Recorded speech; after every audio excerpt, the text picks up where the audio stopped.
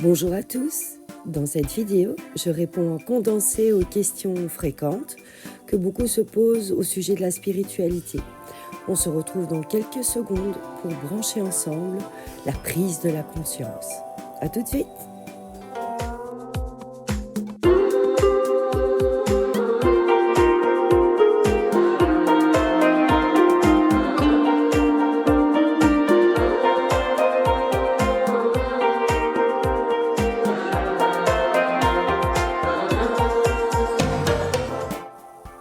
Vous vous demandez peut-être d'où viennent ces réponses que je vais vous donner.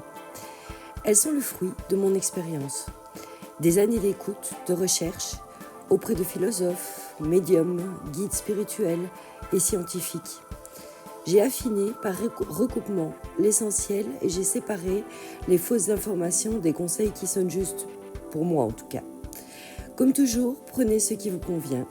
Je ne prétends pas détenir la vérité absolue. Voilà, c'est dit. Première question, comment attirer l'abondance ? En une phrase, en vibrant la fréquence de l'abondance. Oui, mais qu'est-ce que ça veut dire ? La définition du dictionnaire pour l'abondance, c'est une quantité de ressources supérieure aux besoins. C'est une accumulation, un excès d'argent, d'objets ou de relations. Demandez-vous pourquoi vous souhaitez avoir trop. Voulez-vous combler un vide ? Désirez-vous que la vie vous récompense d'être une bonne personne ? Derrière cette idée de vouloir recevoir des cadeaux, n'y a-t-il pas un refus d'accepter l'entièreté de ce que vous êtes et de ce que vous vivez ?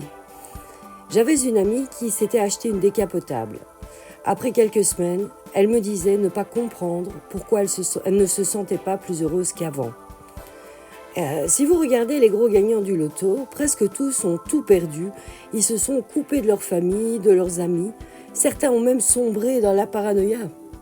Pour vibrer la fréquence de l'abondance, il faut partir de l'intérieur de vous, en étant reconnaissant pour ce que vous avez déjà, en voyant la richesse dans toutes les opportunités que vous rencontrez. En vous laissant traverser par le flux de la vie, vous créez alors des conditions idéales. L'abondance, c'est un état d'être, pas un état de recevoir. Une deuxième question qui revient souvent, c'est comment me protéger énergétiquement ?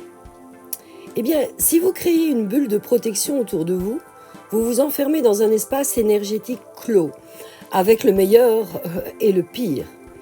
De plus, si rien ne peut pénétrer jusqu'à vous, où est l'intérêt ? En fait, des fréquences énergétiques similaires s'attirent mutuellement. En élevant votre taux vibratoire, vous attirez de belles énergies qui vous ressemblent. Alors comment faire pour élever votre taux vibratoire ? Eh bien, rien de tel qu'une vie où vous vous sentez bien et équilibré. C'est différent pour chacun, mais l'indice est la joie que vous ressentez à vivre votre vie. Une fois que vous rayonnez votre lumière, votre compassion et votre enracinement dans la réalité, vous vibrez haut. Alors, il suffit de méditer quelques minutes pour habiter le moment présent et pourquoi pas de visualiser une forte lumière dans votre cœur pour être protégé. Pensez toutefois à vous nettoyer et à vous ressourcer énergétiquement régulièrement, rien de tel qu'une balade dans la nature pour profiter de ça. Troisième question, comment intégrer ma part d'ombre ?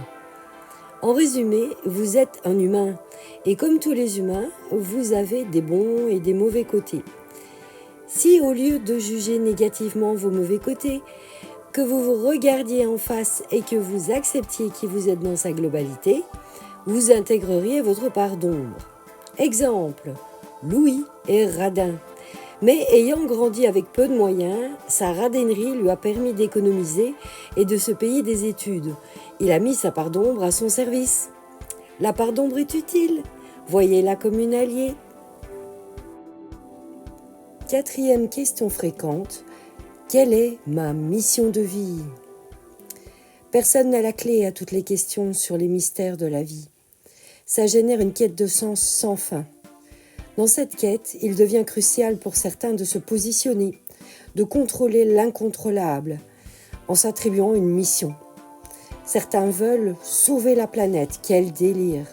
D'autres cherchent indéfiniment sans jamais rien trouver. Et pourtant, c'est si simple. C'est la même mission pour tout le monde, même si elle s'exprime différemment chez chacun. Il s'agit d'incarner qui vous êtes. Rien de plus, rien de moins. Il n'existe aucune formation, aucun gourou, aucune recette pour atteindre ce but. Si vous voulez un outil efficace pourtant, appliquez le fameux « connais-toi toi-même » de Socrate.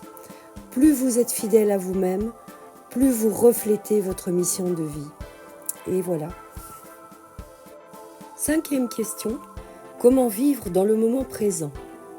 Alors là, grosse supercherie du milieu spirituel. Parce qu'en fait, vous ne pouvez vivre que dans le moment présent. Le passé, c'est l'ensemble de tous les moments présents qui se sont écoulés. Le futur, c'est la perspective de tous les moments présents qui pourraient survenir. Il n'existe en fait que le moment présent. Et ne me croyez pas sur parole. Si vous voulez en avoir la démonstration, n'allez pas chercher du côté des gourous, allez chercher plutôt du côté de la physique quantique qui démontre très bien ce que je viens de vous expliquer, c'est-à-dire vous y êtes. Voilà, je ferai d'autres questions-réponses dans le futur. J'espère que ça vous a plu et je vous dis à bientôt.